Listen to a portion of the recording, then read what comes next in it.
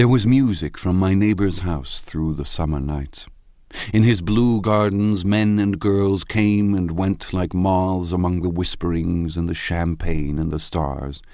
At high tide in the afternoon I watched his guests diving from the tower of his raft or taking the sun on the hot sand of his beach, while his two motorboats slit the waters of the Sound, drawing aquaplanes over cataracts of foam. On weekends his Rolls-Royce became an omnibus, bearing parties to and from the city between 9 in the morning and long past midnight, while his station wagon scampered like a brisk yellow bug to meet all trains. And on Mondays 8 servants, including an extra gardener, toiled all day with mops and scrubbing brushes and hammers and garden shears, repairing the ravages of the night before. Every Friday 5 crates of oranges and lemons arrived from a fruiterer in New York. Every Monday these same oranges and lemons left his back door in a pyramid of pulpless halves. There was a machine in the kitchen which could extract the juice of 200 oranges in half an hour if a little button was pressed 200 times by a butler's thumb. At least once a fortnight a corps of caterers came down with several 100 feet of canvas and enough colored lights to make a Christmas tree of Gatsby's enormous garden. On buffet tables garnished with glistening hors d'oeuvres, spiced baked hams crowded against salads of harlequin designs and pastry pigs and turkeys bewitched to a dark gold. In the main hall a bar with a real brass rail was set up, and stocked with gins and liquors and with cordials so long forgotten that most of his female guests were too young to know one from another. By 7 o'clock the orchestra has arrived. No thin 5-piece affair, but a whole pitful of oboes and trombones and saxophones and viols and cornets and piccolos and low and high drums. The last swimmers have come in from the beach now and are dressing upstairs. The cars from New York are parked 5 deep in the drive, and already the halls and salons and verandas are gaudy with primary colors, and hair shorn in strange new ways, and shawls beyond the dreams of Castile. The bar is in full swing, and floating rounds of cocktails permeate the garden outside, until the air is alive with chatter and laughter and casual innuendo and introductions forgotten on the spot and enthusiastic meetings between women who never knew each other's names. The lights grow brighter as the earth lurches away from the sun, and now the orchestra is playing yellow cocktail music, and the opera of voices pitches a key higher. Laughter is easier, minute by minute, spilled with prodigality, tipped out at a cheerful word. The groups change more swiftly, swell with new arrivals, dissolve and form in the same breath. Already there are wanderers, confident girls who weave here and there among the stouter and more stable, become for a sharp, joyous moment the center of a group, and then, excited with triumph, glide on through the sea change of faces and voices and color under the constantly changing light. Suddenly one of these gypsies in trembling opal seizes a cocktail out of the air, dumps it down for courage, and moving her hands like Frisco, dances out alone on the canvas platform. A momentary hush. The orchestra leader varies his rhythm obligingly for her, and there is a burst of chatter as the erroneous news goes around that she is Gilda Gray's understudy from the Follies. The party has begun. I believe that on the first night I went to Gatsby's house, I was one of the few guests who had actually been invited. People were not invited, they went there. They got into automobiles, which bore them out to Long Island, and somehow they ended up at Gatsby's door.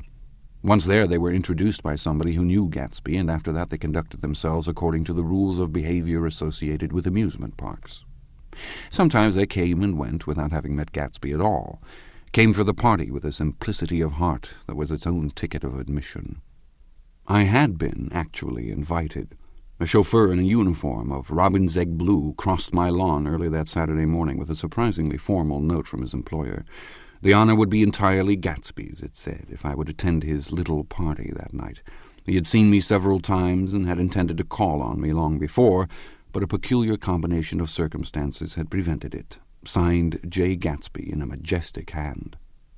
Dressed up in white flannels, I went over to his lawn a little after 7, and wandered around rather ill at ease among swirls and eddies of people I didn't know, though here and there was a face I had noticed on the commuting train.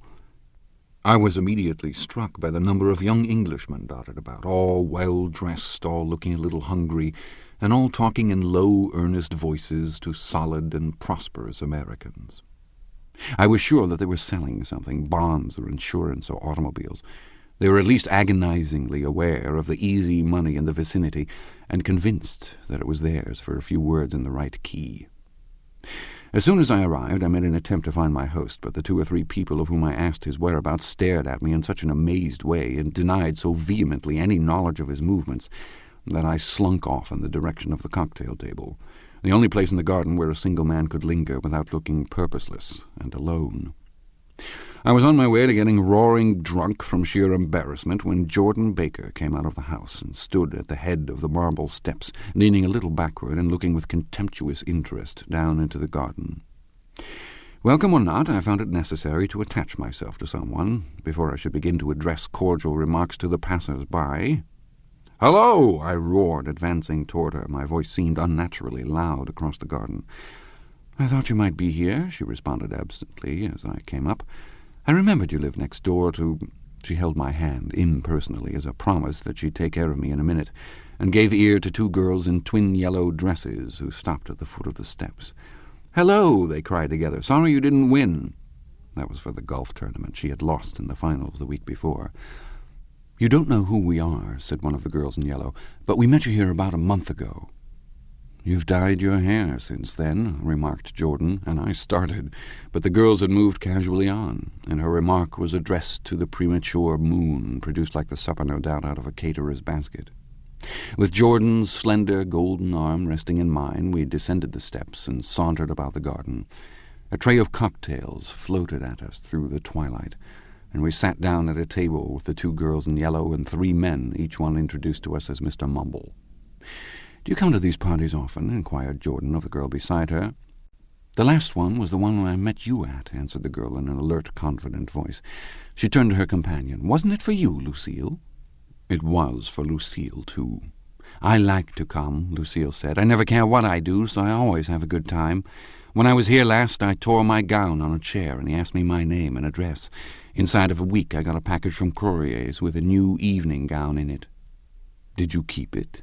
asked Jordan. "Sure I did. I was going to wear it tonight, but it was too big in the bust and had to be altered. It was gas blue with lavender beads, $265. "There's something funny about a fellow that'll do a thing like that," said the other girl eagerly. "He doesn't want any trouble with anybody." "Who doesn't?" I inquired. "Gatsby. Somebody told me," the 2 girls and Jordan leaned together confidentially. "Somebody told me they thought he killed a man once." A thrill passed over all of us. The 3 Mr. Mumbles bent forward and listened eagerly. "I don't think it's so much that," argued Lucille skeptically. "It's more that he was a German spy during the war." One of the men nodded in confirmation. "I heard that from a man who knew all about him, grew up with him in Germany," he assured us positively.